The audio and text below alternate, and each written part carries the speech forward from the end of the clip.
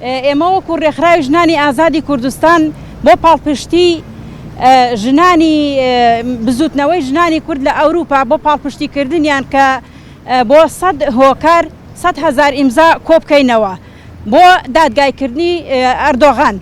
دیارە ئەردۆغان و دەسەڵاتەکەی دەستیان گرتووە بەسەر ڕۆژهەڵاتی ناوەڕاست و حتا گەشتۆ تا ئەفریقاش پەلامارەکانی بۆ خەڵکی بێدیفاع بە تایبەتی بۆ سەر ژنان.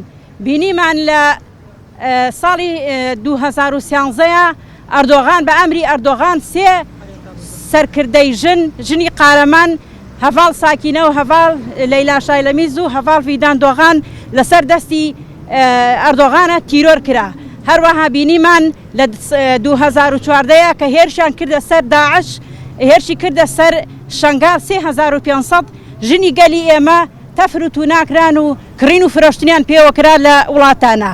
بینیمان هێرشەکانی ڕۆژئاوای کوردستان لەوێ لە عەفرین بە پۆل ژنەکان ئەگرن و بێسەر و شوێنیانەکەن.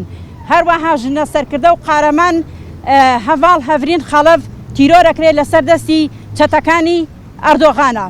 بێشک ئەردۆغان داگیرکەرە، ئێساکە هێرشەکاتە سەر میسر، هێرشەکاتە سەر لیڤیا، هێرشەکاتە سەر ئازەربایجان و ئەرمینیا و قوبرس و هەرێمی کوردستان و باشووری ڕۆژئاوای کوردستانیش بێبەش نییە لە داگیرکەرەکانی دەوڵەتی تورکی فاشست کە لە سەرۆکاتی ئەردۆغانێکە. ئەبینین لە باشووری کوردستان قەتڵ و عامی خەڵکی گەلی ئێمە ئەکا، گوندەکانی ئێمە چۆڵ کراوە بە تەیارەی دەوڵەتی فاشستی تورک وێران ئەکرێ. خاکی ئێمە بە تورەکەدایە ڕێژێ بە بۆمبە باران. ژنی ئێمە ئەکوژێ. بینیمان لە کورتەک چەند عایلە کە بە ماڵ و مناڵ و بە پیاوە هەمویان شەهید کران، تیرۆریان نەکات.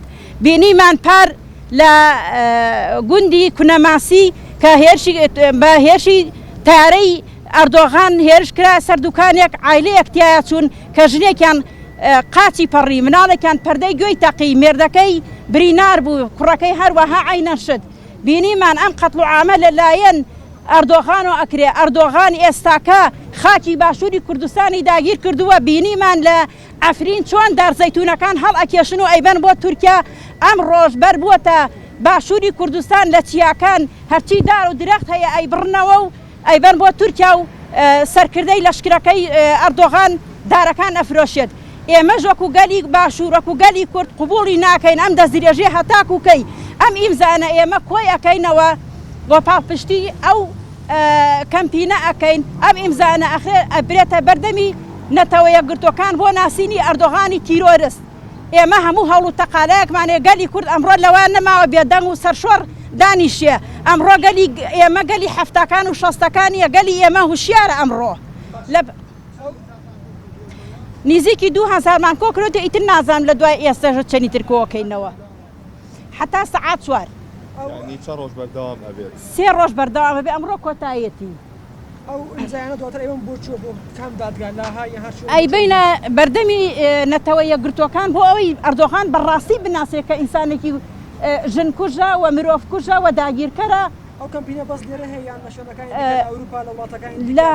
لە وڵاتانی ئەوروپیاش هەیە و لێرەش بەردەوام بین لە هەموو شار و شارچۆکەکان بەردەوامەکەین بۆ کۆکردنەوەی واژۆ دژی بۆ دادگایکردنی ئەردۆغان.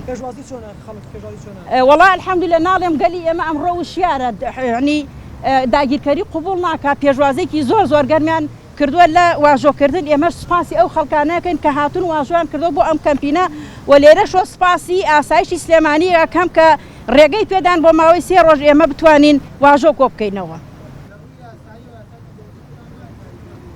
طبعا کاریگەری هەیە. ئەگەر کاریگەری نەبووە ئێستا دەوڵەتی تورک لە سلێمانیا تەراتێنیە کرد بە ئاشکرا.